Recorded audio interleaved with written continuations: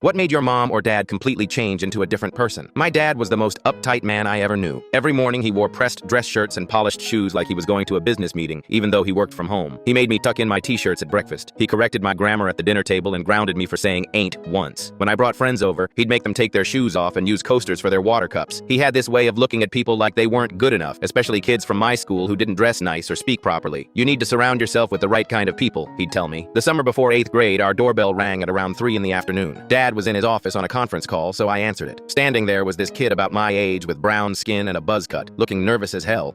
Hi, he said, shifting from foot to foot. I think we might be brothers. I just stared at him. What? Before he could answer, a woman appeared behind him. She was holding a manila folder and looked like she hadn't slept in days. Is your father home? We need to speak with him. I called for Dad, and when he came downstairs and saw them through the screen door, his face went completely white, like someone had sucked all the blood out of him. His hands started shaking. The woman opened her folder and pulled out old photos, legal papers, and a stack of letters tied with a rubber band. His name is Jerome, she said to my dad. He's 13, and he's been asking about his father for years. Dad just stood there, not saying anything. The woman kept talking. You walked away when I was pregnant, denied everything, but I kept every letter you wrote before you found out, every promise you made. Jerome was looking back and forth between me and Dad, and I could see he had the same eyes as me, the same nose, too. I tried to contact you so many times, the woman continued, but you changed your number, moved, acted like we never existed. Jerome deserves to know his father. Dad finally spoke, but his voice sounded different, smaller. Carla, I didn't think. You didn't think what? That he'd grow up? That he'd want answers? Mom came home from grocery shopping right in the middle of everything. She dropped 2 bags on the porch when she saw everyone standing there. Dad had to explain the whole thing while Jerome and his mom waited in the living room. Mom left that night, packed a suitcase and went to her sister's house. She didn't come back for a whole week, but here's the weird part. While Mom was gone, something happened to Dad that I'd never seen before. He broke down, like completely fell apart. He sat Jerome and me down at the kitchen table and started crying, actually crying. I was scared, he told us. I was 20 years old and terrified of being a father, so I convinced myself it wasn't real, that if I ignored it long enough it would go away. I spent 14 years lying to myself and everyone else. He looked at Jerome. I'm sorry doesn't even begin to cover what I did to you and your mom. I robbed you of having a father and I robbed myself of knowing my son. Then he said something that blew my mind. I made Malik fear me because I was afraid of being exposed as a coward. I thought if I controlled everything, kept everyone in line, no one would see who I really was underneath. The next day, Dad invited Jerome to stay for dinner, but instead of making his usual fancy meal with cloth napkins and proper place settings, he ordered pizza, and we ate it right out of the box while sitting on the floor watching TV. Jerome was quiet at first, but Dad kept asking him real questions, not the fake polite stuff he usually did with my friends. He wanted to know what Jerome liked to do, what his favorite subjects were, if he played any sports. And when Jerome talked, Dad actually listened instead of correcting his grammar or telling him to sit up straighter. Over the next few weeks, Dad started changing more and more. He sold half his fancy suits and bought regular clothes. He learned how to make grilled cheese sandwiches because Jerome mentioned he loved them. He even bought a used camper van because he said he wanted to take both of us on a road trip to make up for lost time. We spent that whole summer driving around to small towns, going on hikes, and having the most awkward but honest conversations of my life.